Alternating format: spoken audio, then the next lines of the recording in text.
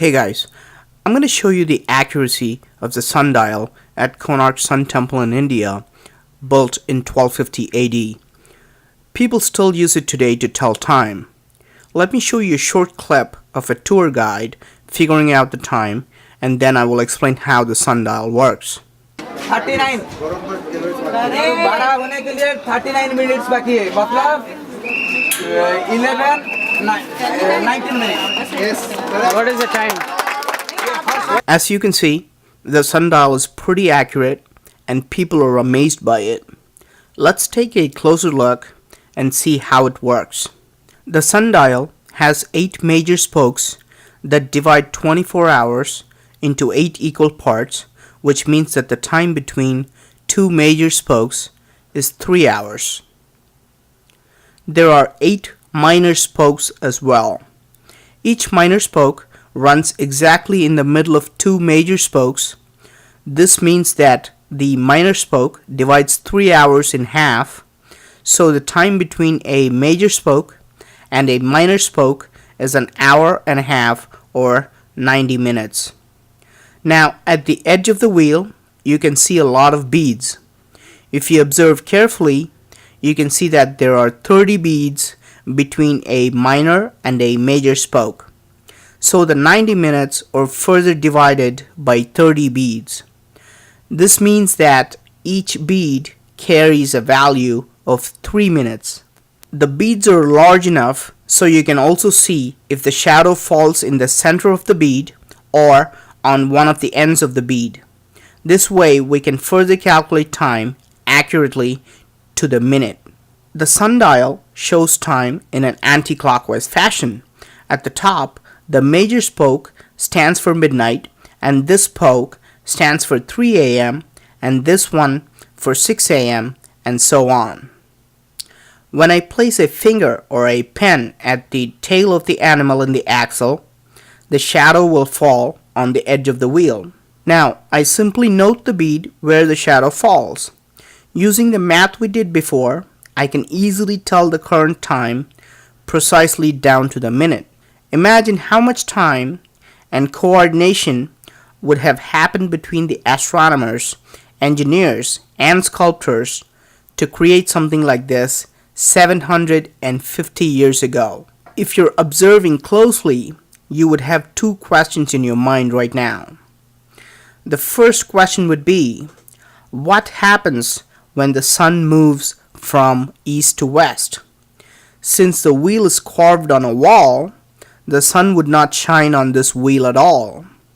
How can we tell time in the afternoons? Now, the Konark temple has another wheel or sundial located on the west side of the temple as well. You can just use the other sundial that'll work perfectly from afternoon until sunset. This is the second and the most interesting question.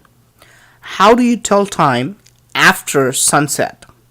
There would be no sun and hence no shadows from sunset till the next morning's sunrise. After all, we have 2 sundials in the temple which work only when the sun shines. To this question, I want to point out that the Konark temple does not just have 2 wheels like this. The temple has a total of 24 wheels, all accurately carved, just like the sundials. Have you heard of the Moondial? Do you know that the Moondials can work just like the sundials during nighttime? What if the other wheels in the temple could be used as moondials?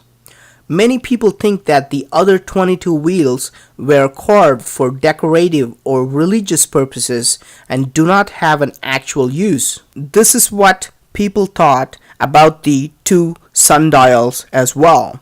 Believe it or not, people thought that all the 24 wheels were just carved for beauty and as Hindu symbols.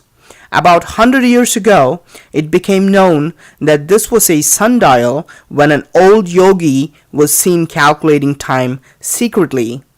Apparently, selected people were using these wheels for generations and for 650 years no one else knew about it.